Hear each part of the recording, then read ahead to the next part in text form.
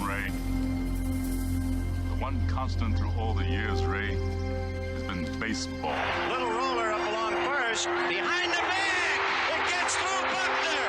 Here comes Knight, and the Mets win. Now the 2-1. Line drive to the base. Just as it scored the tying run. Green to the plate. And he is saved. Saved at the plate. The Braves go to the World Series. Have reserved seats somewhere along one of the baselines that sat when they were children and cheered their heroes. Gibson swings and a fly ball to deep right field. This is going to be a home run. Unbelievable! A 3-run home run for Bucky Dent. The Yankees now lead it by a score of 3-2. Ladies and gentlemen, Mazeroski has hit a 1-0 pitch over the left field fence at Forbes Field to win the 1960 World Series. They'll arrive at your door as innocent as children, longing for the past. The Pope arrived at Yankee Stadium. As one enthusiastic announcer put it, he is standing on second base. Reggie Jackson.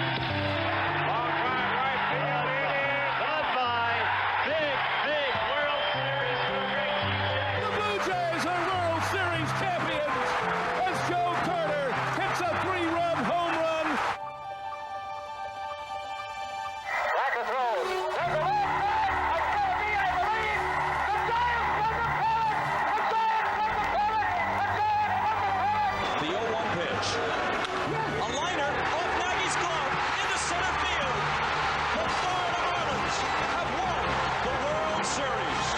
The memories will be so thick that I can brush them away from their faces. The 1-0 delivery to Fisk. He swings long drive left field. If it stays fair, it's gone. Home run. The Red Sox win. And the series is... Lolich fires. Ball is hit high in the air. This should be the series. Freehand waving everybody away in foul territory. Detroit wins. Here's the pitch to Willie. There's a liner straight to Richardson. The ball game is over and the World Series is over. Willie McCovey hit it like a bullet. A line drive right Baseball to mark the time. The Oakland A's take. I'll tell you what, we're having an earth. Good evening, ladies and gentlemen, and welcome to Candlestick Park for Game 3 of the 1989 World Series. It's been erased like a blackboard, rebuilt and erased again. Frank Robinson, the right-hand batter. Long drive to left field. Way back. Yes, it's hit back. Base hit loaded, 1 out. Pena in a jam. The Twins are going to win the World Series. The Twins have won it. Ozzie with 1 out. Smith corks one into right down the line. It may go.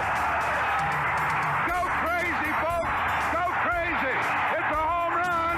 And the Willie Mays just brought this crowd to its feet with a catch, which must have been an optical illusion to a lot of people. This field, this game, is a part of our past, Ray. It reminds us of all that once was good, and it could be again.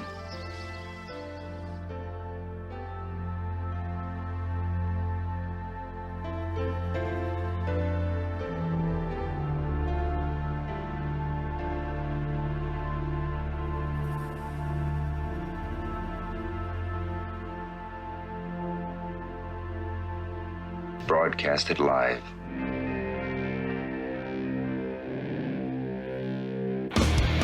Hey!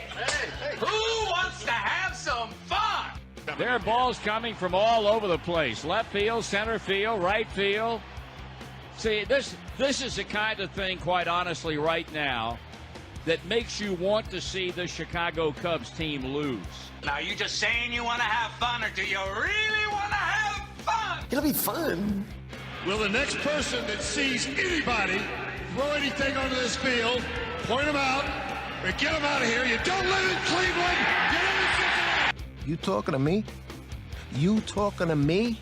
That is the farthest thing in the universe from the truth. Hello, everyone, live. It's the Dan Scott Show. And right there is your host, Dan Scott. All right, good morning, everybody, and welcome to this Friday edition of the show. I am Dan Scott. Good to have you with us. Hope that things are rolling well for you this morning on what is going to be a beautiful day weather-wise here in the upstate of South Carolina. Already sunshine, blue skies. We're headed to temperatures in the low 70s, and it's going to be a very welcome addition to our weather collection here lately. Yesterday was a nice day. Today's going to be even nicer, and after being cold for the last couple of weeks, we are very, very grateful for the warmer weather coming up today. Some rain on the way tomorrow, so therefore doubleheader day at Latham Stadium. We'll talk about that coming up in just a bit. But anyway, hope that your day's off to a great start. Man, is it a busy time of year from a sports standpoint. You've got college baseball just kind of hitting its stride now as it's been going on for right at 1 month. You've got Major League Baseball spring training, which because of the early start to the season this year, we are 13 days away from opening day. We've got March Madness going on. We've got the Masters right around the corner. It is a good time to be a sports fan. And to that end, we're going to try to capture as much of it as we can for you today, both locally and looking at March Madness. We've got some highlights that you're going to want to see. Loyola's last-second win over Miami is involved in our plays of the day that you'll see, and we'll take a little bit of an in-depth look, he said, of Buffalo just obliterating Arizona yesterday. You know, I am not a fan of the website Deadspin for the most part because they take advantage of the capabilities that are there on the internet, and they basically have no filter when it comes to the type of language they use and things that they do from time to time. But I do have to admit that in my Twitter feed today, I saw a headline that I thought was both snarky and clever at the same time. Arizona getting beat. You know, Arizona is one of the teams that's involved in the FBI investigation. Had the big deal with Sean Miller actually sitting out a game a couple of weeks ago, and the big production of the press conference in which he said that, you know, he vehemently denied any wrongdoing and came back and coached that night, walked onto the floor to a standing ovation, and people thought, well, this is going to be an inspired basketball team. And some people, a lot of people, in fact, picked them to go all the way to the Final Four. Well, they get beat by 21 last night. And with the investigation and everything still looming, I thought Deadspin's headline was fairly, well, it was more than a little bit funny and possibly true. But basically the gist of it was Arizona made sure that it doesn't have to vacate any future tournament wins by getting beat by 21 last night. So, again, I'm not a fan or proponent of Deadspin. I don't necessarily encourage you to go out there and see that website because, again, I don't like their lack of a filter when it comes to the language and other things that they use. But that headline was fairly entertaining. So take it for what it's worth, making sure that they don't have to vacate future tournament wins. Just kind of twisting it a little bit. From a baseball standpoint, we're going to look at Furman's win over Harvard last night with head coach Brett Harker's video commentary here in just a bit. But just a reminder that we got the old Ernie Banks special on tap today, a doubleheader, originally scheduled for tomorrow, but they moved it up a day because of the fact that there's some rain in the forecast tomorrow, so they'd rather try to have to get one game in as opposed to two. So the doubleheader has been moved to today, 3 p.m. first pitch on the first game, and something that in the time I've been here, Furman hasn't done, but we're doing it today. We're playing 2 7-inning games instead of 2 9-inning games. Now, in conference, you're going to play 9-inning games regardless, but out of conference, taking the opportunity here to kind of shorten the load a little bit and playing 2 7-inning games. And Brett Harker going to roll his top 2 starters out there today, Grant Sherman and Matt Lazaro, the redshirt junior, and the freshman left-handers, respectively. So we'll see how that all plays out. 3 o'clock is the first pitch for Game 1. 2:45, the airtime on all of our outlets, which includes, for the first game, Fox Sports 1440. It'll be on the Campus FM, FurmanPaladins.com, TuneIn Radio, and, of course, the SoCon Digital Network video feed. So got a lot to get to, a lot of baseball to talk about, a lot of baseball to cover today, and a voice that we're trying to get through all of it. It has been one of the more brutal stretches from a voice standpoint that I can remember in recent memory. And maybe it's just because I'm getting older, my memory is getting shorter. But the last 2 or 3 weeks seem to have been really, really taxing on the old vocal cords. And yet, by the grace of God, here we are, still polluting the airwaves or the internet waves or whatever you want to call it. I can tell you unequivocally that non-polluted air talk centers around my friends at the Atlanta Bread Company. I had breakfast there this morning, and I know it sounds like a broken record, but the food was fantastic. The people are even better. You're going to want to go check them out. And as the weather's turned back to warm as we enter springtime here shortly, you're going to get new menu specials. They do this seasonally, so new menu specials are coming. Same great service, same great food, the baked goods. Oh, my goodness, the breads, the cakes, the muffins. Go check it out. It is unbelievable. Atlanta Bread Company, our presenting sponsor, and they have gone above and beyond to help us. So please stop in and thank them when you get the opportunity. Cherrydale Point, located right down the road from campus here. That's the Atlanta Bread Company. All right, to break we go. We'll come back and we'll talk about the win over Harvard last night, 16-3 at Latham Stadium for Brett Harker's Paladins. This is the Dan Scott Show, and we'll be back in just a moment. Holding, number 79, defense, first down. I'm also holding a party tonight. Great call by the official. Looks like we've got another flag on the field. Holding, a Pepsi. Necessary refreshment. Hey, Ted, bring some of that Pepsi to my party. Pepsi and the NFL. Welcome to the Fun Doesn't End Zone. When the Furman baseball team goes on the road, it travels safely, comfortably, and with the latest technology with Jeans Tours and Charters. Jeans has been a Furman favorite for decades and has serviced Furman baseball for over 20 years. Take it from head coach Brett Harker. Book your next road trip with Jeans. Jeans Tours and Charters, online at jeansbussvc.com or call 864-242-1673. Jeans Tours and Charters, servicing the upstate since 1980. If you've been sidelined by an injury, the St. Francis Sports Medicine team is here 24/7 to get you back on the field. Our highly trained network of physicians, athletic trainers, and physical therapists treat all types of sports-related injuries, even those that don't occur from playing a sport. Call the St. Francis Hurt Line at 675-HURT for priority appointments or at-home advice. Again, that's 675-HURT. Let me tell you something, Cowboy. This rookie can really bring the heat. He's smoky and spicy with a Chipotle style all his own. It's a new Montgomery Inn Chipotle barbecue sauce. Make it a part of your home team. Available now at your neighborhood grocer or online at CincyFavorites.com.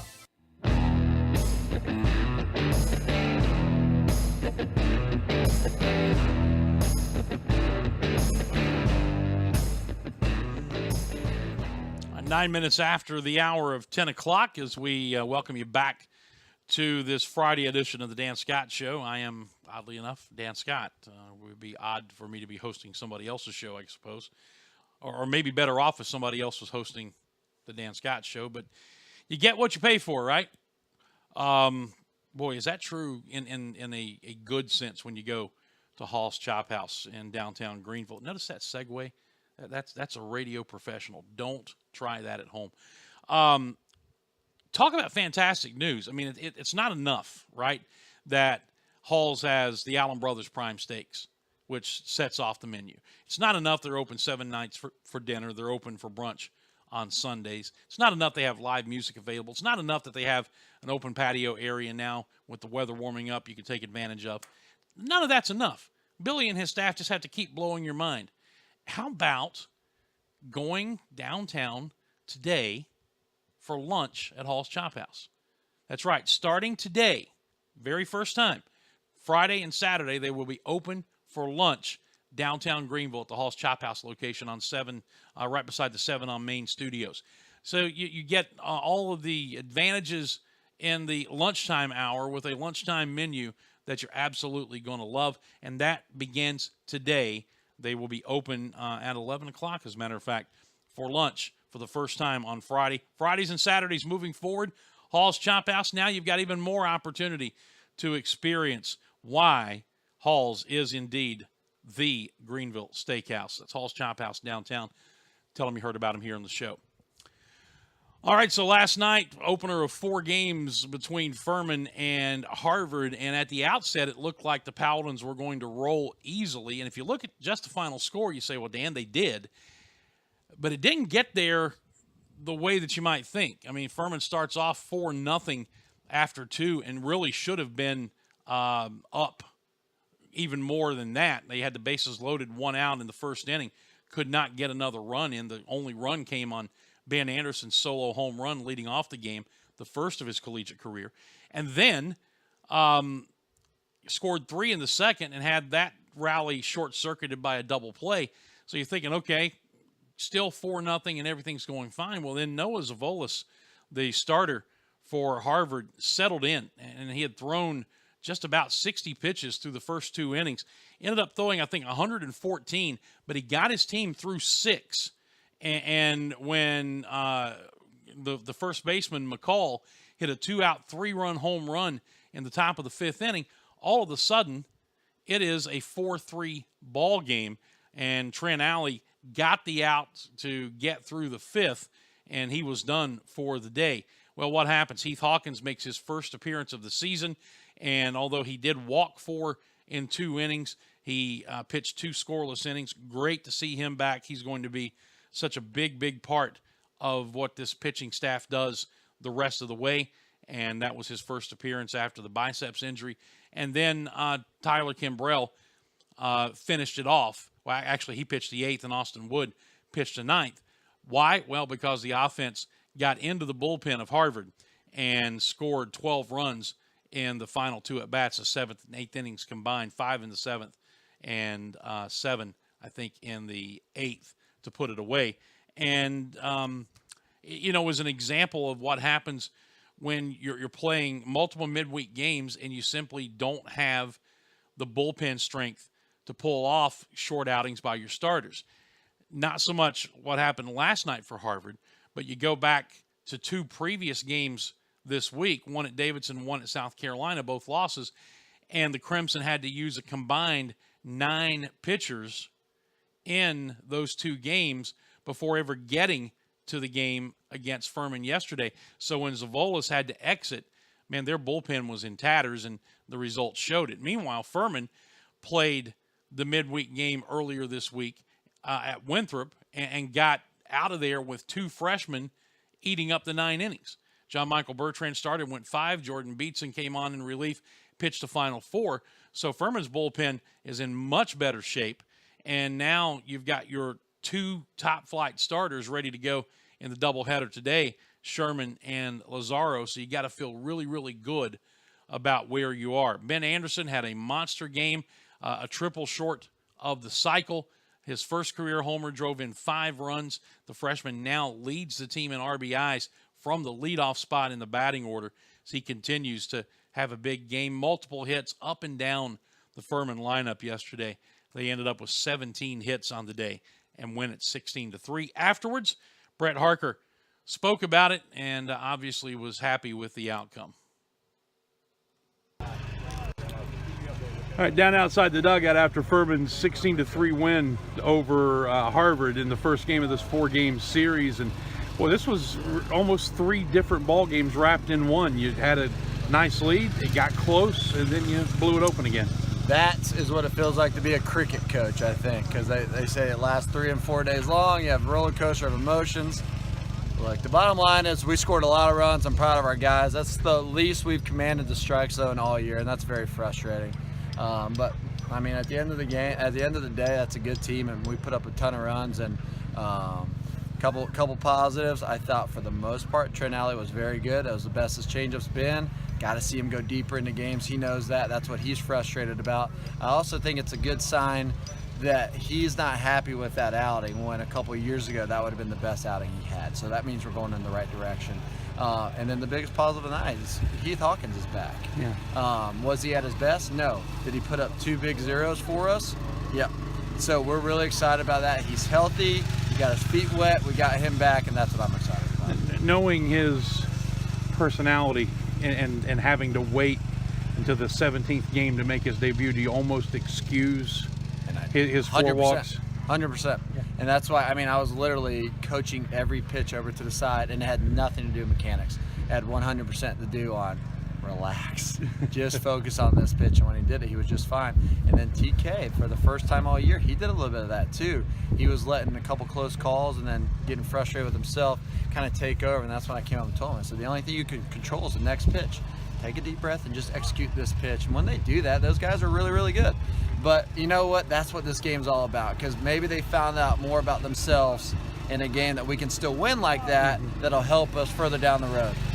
You for the second straight game, takes you getting into somebody's bullpen to kind of blow things open a little bit. I thought their starter recovered pretty well after the slow start. Very impressive. He was 54 pitches to like 2 1/3, and he ends up pitching into the 7th inning, 6th or 7th. Finished 6th, yeah. Finished 6th. I thought, by the way, I think he's really, really good arm. I think he's got sharp stuff. And when he was walking us, everything was close, and it would just go out of the zone. We actually had some really disciplined at bats against a very good pitcher. Would like to see us be able to knock him out early so that game doesn't get so close with that one swing of the bat right there. Ben Anderson, I thought, the wind's kind of howling in a little bit, and that ball seemed to like slice through it to start the game, and then he has a monster.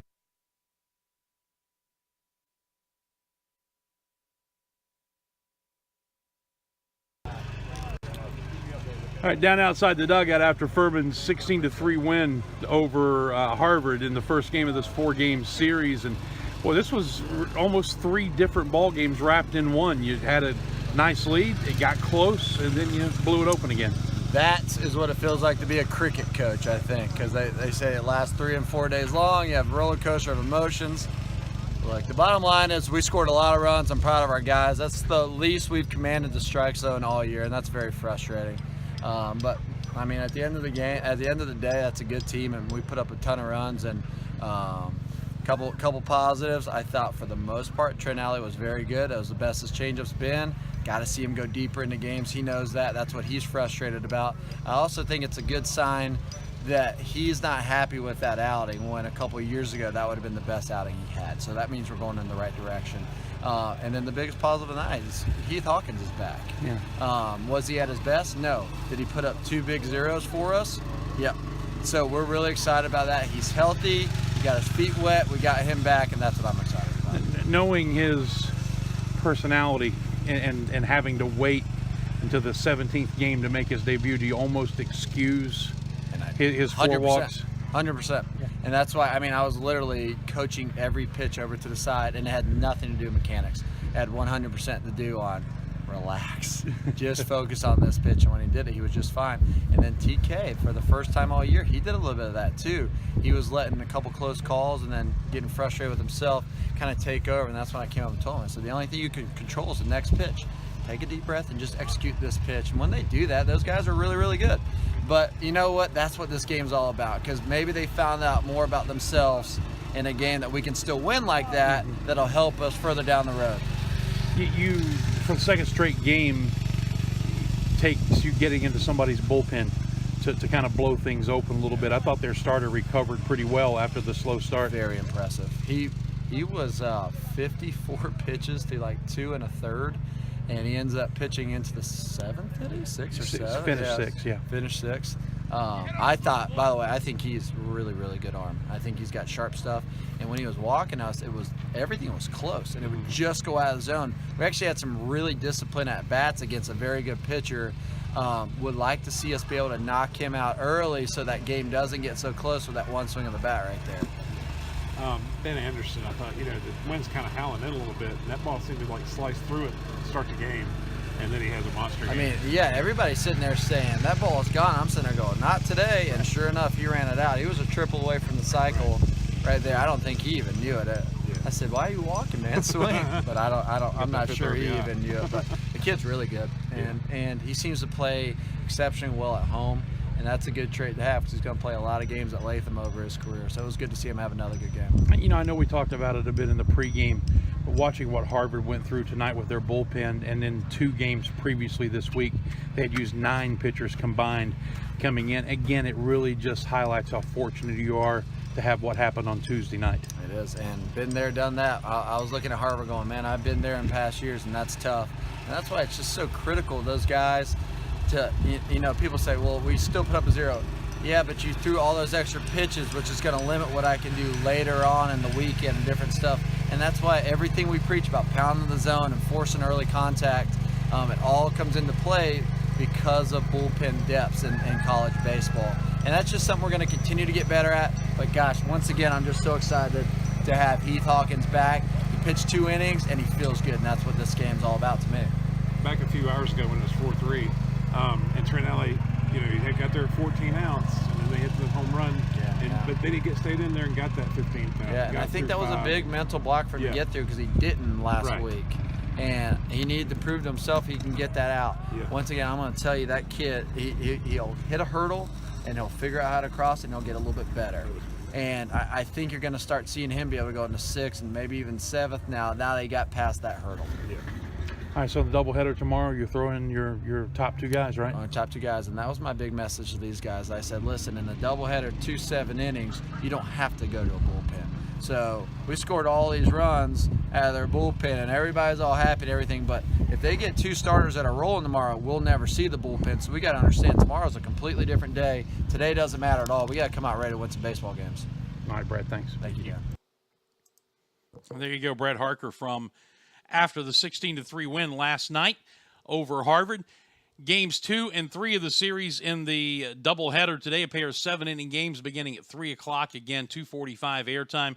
Fox Sports 1440, our flagship station, will be with us for the first game, and then all of the games, of course, on our Campus FM 95.9 and on FurmanPaladins.com, TuneIn Radio app, and SoCon Digital Network. By the way, I had been informed about some audio issues on the TuneIn Radio app on previous broadcasts, but did some testing yesterday, got that worked out, and it was sounding fine. So everything that we do, everything that airs on the Campus FM is available as it happens in real time. 30-second delay, I guess. But you know what I mean. As it happens on the TuneIn Radio app or TuneIn.com on your computer. Just search for WPLS-LP. That's our station. Those are our station call letters. And everything that we do broadcast-wise on the Furman IMG Sports Network is available there for you as well. And, again, the sound issue has been fixed. All right, we need to go to break, and we'll come back. And, man, I got some good March Madness stuff for you if you are ready to talk about some college basketball. Also, the Furman women with a win in the WBI last night. So we've got that rolling and much more. Before we step out, just a quick word about the Walk a Mile Project, a 501c3 nonprofit humanitarian aid organization whose goal is to organize, build, encourage, and invest in ways to meet the physical needs of impoverished communities around the world. What do? Well, they encourage and equip groups on how to go, how to prepare for a trip, how to form a trip, how to raise funds, and then how to do once you get there, including how to build houses, feed a village, conduct medical clinics, etc. You can see the website there on your screen, thewamproject.org, thewamproject.org for the Walk a Mile Project. Stop by there, see how you can partner with them. Heath Burdett and his family and staff there do a fantastic job, and it's worth your time to give it a visit. The Walk a Mile Project, thank them for sponsoring the show. All right, let's go to break, and we'll come back, and we'll get into some NCAA March Madness after this on the Dan Scott program. Do not, he said, go away. When the Furman baseball team goes on the road, it travels safely, comfortably, and with the latest technology with Jeans Tours and Charters. Jeans has been a Furman favorite for decades and has serviced Furman baseball for over 20 years. Take it from head coach Brett Harker. Book your next road trip with Jeans.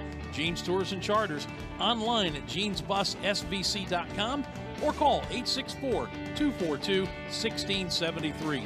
Jeans Tours and Charters, servicing the upstate since 1980.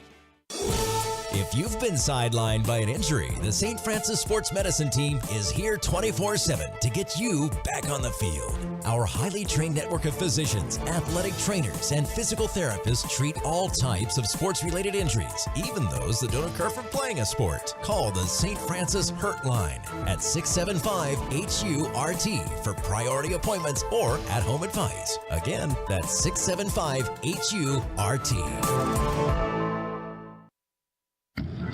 Hey Furman fans, it's baseball season. Here at Ingalls, we know that as you root for the home team, sometimes you want more than just peanuts and Cracker Jack. And while we do deliver on your favorite ballpark classics, we're proud to offer a packed lineup of everything you need to make your next meal a home run. Ingalls, a proud sponsor of Furman Baseball and the official grocery store of Furman Athletics. Go Dins! Life's healthier when you're backed by a Greenville Health System primary care doctor. Because then, the doctor that has your back is backed by the more than 1,000 physicians and specialists at the region's leading health system, all working together to bring you the right care in the right place at the right time. Great health starts with a GHS primary care doctor, and there are more than 200 of them conveniently located throughout the upstate, ready to see you. Find yours today at ghs.org/mydoctor. The Atlanta Bread Company wants to make your dining experience as convenient as possible, especially if you're ordering takeout. Go online to atlantabreadcompany.com, place your order there, and pay for it too. Then, when you get to the restaurant at Cherrydale Point, you breeze right by the cash registers and go straight to the pickup counter where your food will be waiting. And speaking of food, try the new Shrimp Po' Boy, a delicious and surprisingly healthy addition to the already great menu. That's the Atlanta Bread Company, Cherrydale Point in Greenville. Let me tell you something, Cowboy. This rookie can really bring the heat. He's smoky and spicy with a Chipotle style all his own. It's a new Montgomery Inn Chipotle barbecue sauce. Make it a part of your home team. Available now at your neighborhood grocer or online at cincyfavorites.com.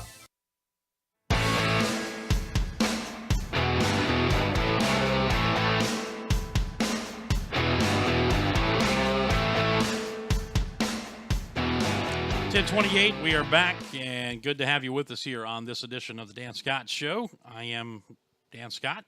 Good to have you along. Hey, you can find a Security Complete on Twitter now, at Security, and just take the O out of complete and be C-Complete, Security Complete for their new Twitter handle. They're on Facebook at Security Complete, as you see it right there.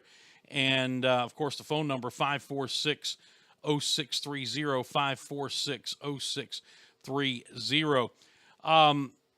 More and more upstate businesses and homeowners like me are realizing the Security Complete advantage. If you're tired of long-term contracts and high monthly rates, do what your friends and neighbors are doing, and that's call Security Complete today. Security Complete, your complete source for residential and business security. Again, 546-0360 for Security Complete, and tell them that you heard about them right here on the show.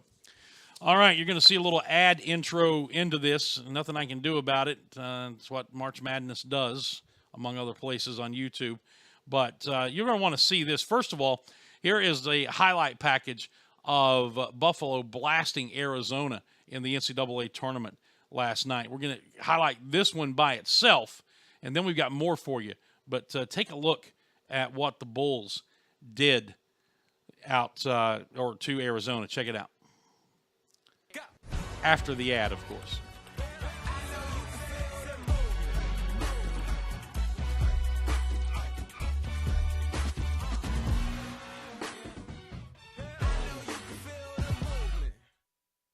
We are in the West region, 13 seed Buffalo Bulls taking on the number 4 seed Arizona Wildcats. There's Arizona coach Sean Miller. Looks like the 14th seed are ready to make some things happen. Early on, Arizona, DeAndre Ayton in the paint. Arizona up by 1. Jeremy Harris, 3-ball, crafty lefty. Puts the Bulls up by 2. But Wes Clark had himself a game. How about that layup? The headbanded one. Can do it inside, but he can do it outside as well. Buffalo up by 2. Second half, C.J. Massenberg is about to make an appearance in the highlight right now. That drops. C.J., what's your three-point skills look like? Said they good. Buffalo up 52-48. Wes Clark, crossover in the lane, right by the big, not a problem. Turnover, we are going the opposite direction. Jeremy Harris. And C.J. Massenberg, again, he had 19 points in the game. That goes off the glass. He didn't call it. It didn't matter. Jeremy Harris, the step back. Mid-range game on point. More Wes Clark, who had 25 points in the game. C the 3, B the 3, top of the key. That's good. Buffalo with the upset, 89-68. They knock off Arizona. How about that? They were down 25 at one point, ended up losing by 21 to the Wildcats. Big win for Buffalo out of the MAC. And that was just one of the games from yesterday. Again, you're going to get hit with an ad here at the beginning. But here, I think this is about 7 minutes long, but these are the best plays of all of the action of yesterday's first round of the NCAA tournament. Check this out.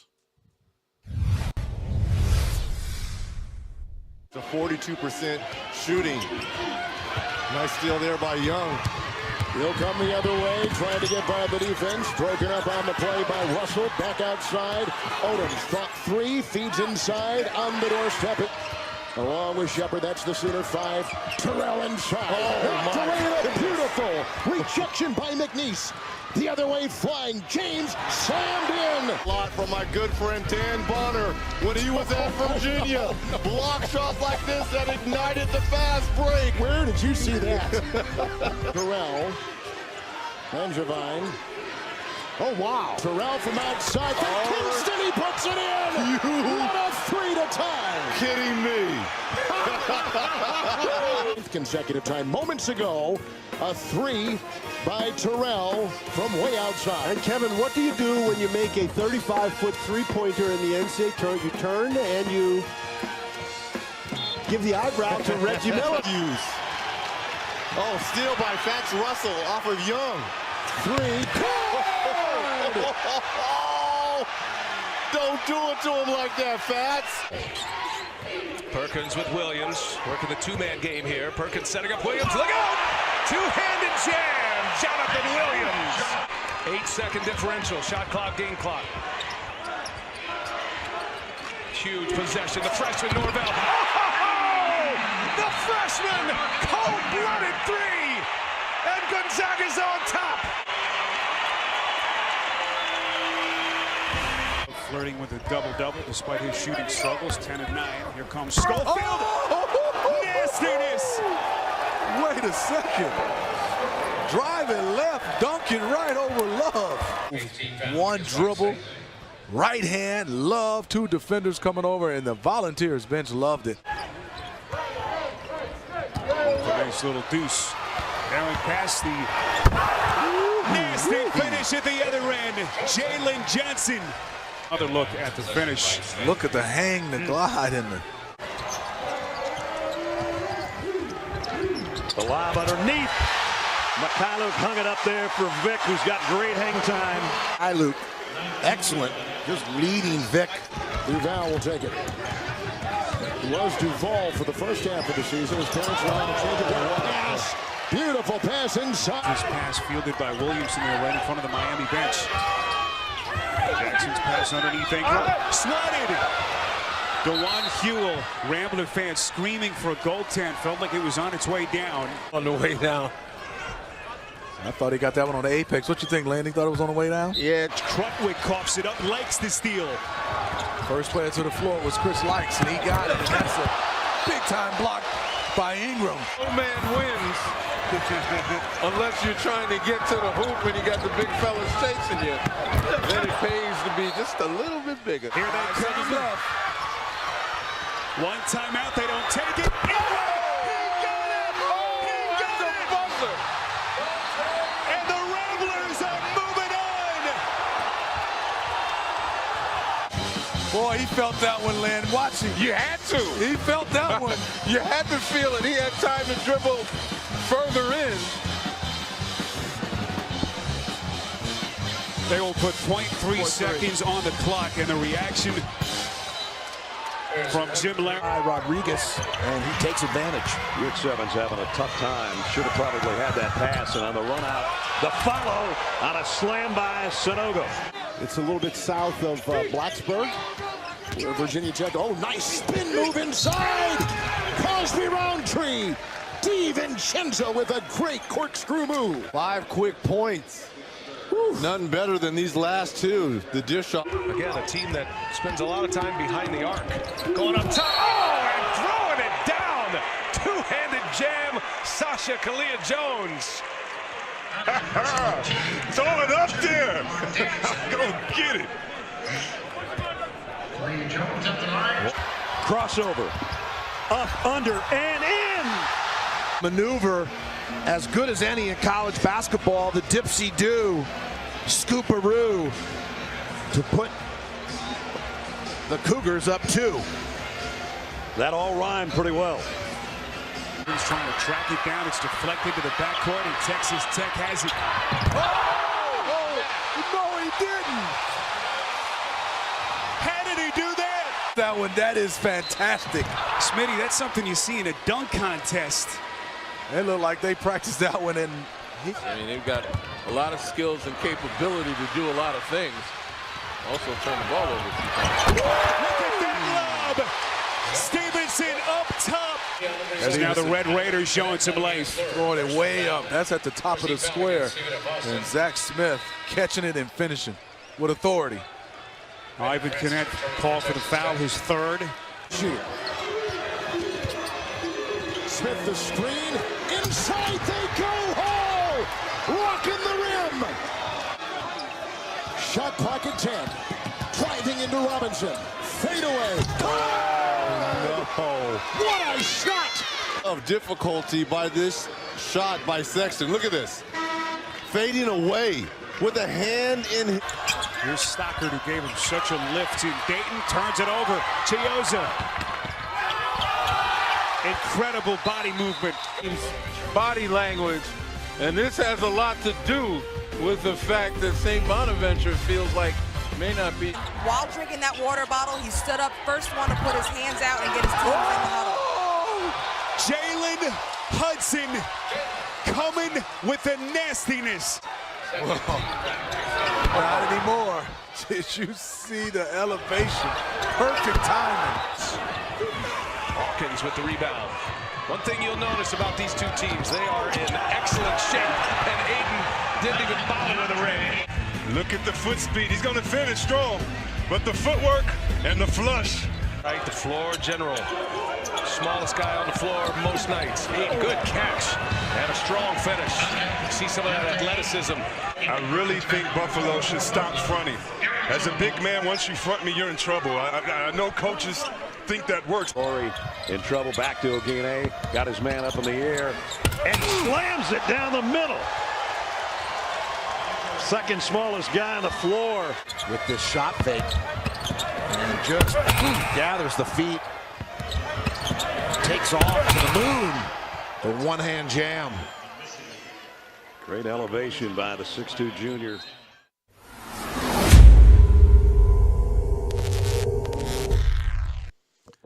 And that was just day one. And not counting the first 4, but the first full day. Pretty impressive stuff. You saw all kinds of highlights, including UNC Greensboro. They were that close. UNCG was that close to beating Gonzaga. But the Zags able to pull it off, hit the big 3 with 20.8 seconds to go. You know, and then they missed 2 free throws and had an opportunity, the Spartans did, to get off another three to try and tie the game, but I believe that's when Francis Alonso was called for an offensive foul, and the Zags escaped. But UNCG with a heck of a showing and almost pulled off the upset. Loyola Chicago, there was no almost. They did pull off the upset you saw there with the big last-second shot. That was fun. And, again, that was just day one. So we had everything. We had buzzer beaters. We had big upsets with 13 knocking off a 4 and blowing them out, Buffalo of Arizona. And that just kind of whets your appetite for what's coming up today. Here is your schedule for today. 12:15 in Charlotte. It's 7-seed Texas A&M and 10-seed Providence. At 12:40 in Detroit, number 2-seed Purdue, number 15 Cal State Fullerton. 1:30 p.m.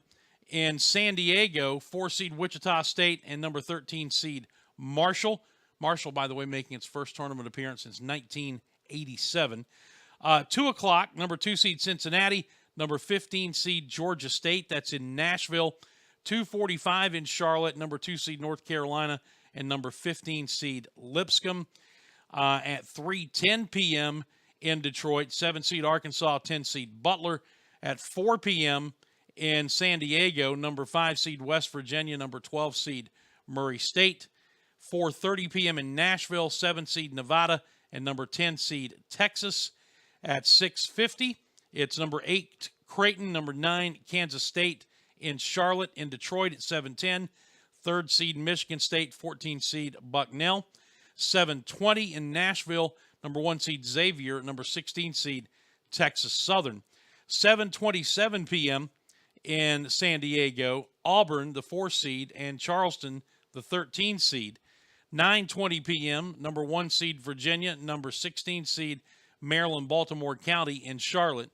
In Detroit at 9:40, number 6 seed TCU, number 11 seed Syracuse. At 9:50 in Nashville, 8 seed Missouri and 9 seed Florida State. And the final game to tip off at 9:57 p.m. in San Diego will be number 5 seed Clemson and number 12 seed New Mexico State. So that is your look at the second day of opening round games in the NCAA's tournament. Of course, by the time the weekend is done, we will be to the Sweet 16. All right, to break we go. We'll come back. We'll talk about the women's win last night in the WBI and much more as we continue. Final segment of the show coming up after this. Don't go away. Zaxby's food has always brought people together.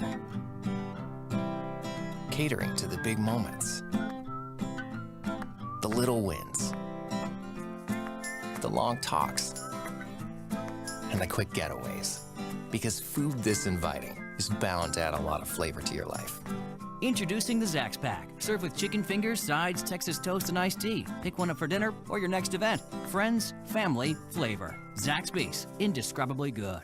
I was surprised recently when I learned that Americans spend $80 billion a year on illegal sports gambling. Sure, that's spread out over millions of gamblers, but still it makes you wonder where that money's coming from. Unfortunately, too often it's coming from money that was intended to buy groceries, pay the mortgage, or even put children through college. If gambling's had a negative impact on your life, call the SC Gambling Hotline toll-free at 877-452-5155. Help is confidential and available 24 hours a day. A message from the South Carolina Department of Alcohol and Other Drug Abuse Services.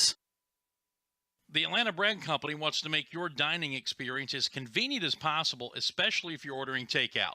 Go online to atlantabreadcompany.com, place your order there, and pay for it too.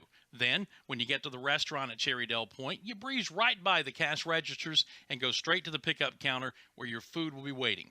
And speaking of food, try the new Shrimp Po' Boy, a delicious and surprisingly healthy addition to the already great menu.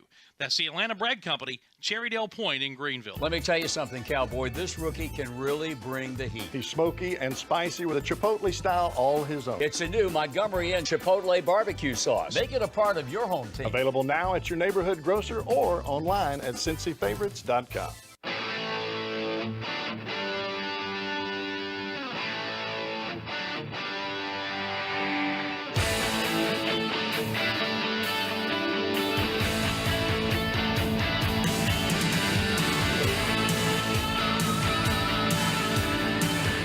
10:45 and down the stretch we come. Good to have you with us here on the show. I am Dan Scott, and you are not, and you're probably thankful for that because you're wondering what in the world is going on that screen right now. Well, there you see it. Had to get it up. It is the final last night from Asheville in the first round of the WBI. The Paladin women, a 65-64 winner over the UNC Asheville squad. Second time they've beaten them this year. You see Lejay Davison, 28 points, 6 of 10 from the three-point line. But it was a layup with 2 seconds to go by Stefania Oramas that provided the winning margin for Jackie Carson's team. They're 18-13 now and advanced to the quarterfinals where they'll face South Alabama Monday in a 8 o'clock Eastern time at the South Alabama Mitchell Center. The Jags defeated Stetson 49-33 in first-round action on Thursday. It is the first postseason victory in Furman women's basketball history. So it was a monumentous occasion for Jackie Carson's club, and it came down to the final 2 seconds, but Stefania Oramas with the layup that gave them the win. And remember, again, Lejay Davidson, 28 points, 6 of 10 from 3. And the last time they played Asheville, also at Kimmel Arena, Davidson had a career-high 31. So she likes playing against that team. She likes playing in that arena, and it all conspired to give Furman the win. And again, the first postseason victory in the women's basketball program history here at Furman. So that was a special night. And now it's off to South Alabama on Monday for an 8 p.m. Eastern time get-together there. Basically, that's what we've got for you for today. I know it's a little bit short, but I had actually contemplated not even doing the show today for various and sundry reasons, but thought that it was best that we came in and gave it the old college try, and hey, we're making it through the vast majority of it. It's just a busy, busy time, and I know that and most of you anyway understand. But I will say this, anytime you get a chance to cover athletes like we do here and get to talk about sports in its purest form, you really consider yourself blessed. I will be at Latham Stadium, doubleheader today against the Harvard Crimson for Brett Harker's team, beginning at 3 p.m., 2 7-inning games. Tom Van Hoy will be with me for the first game. That's the game that's on Fox Sports 1440, along with all the rest of the outlets.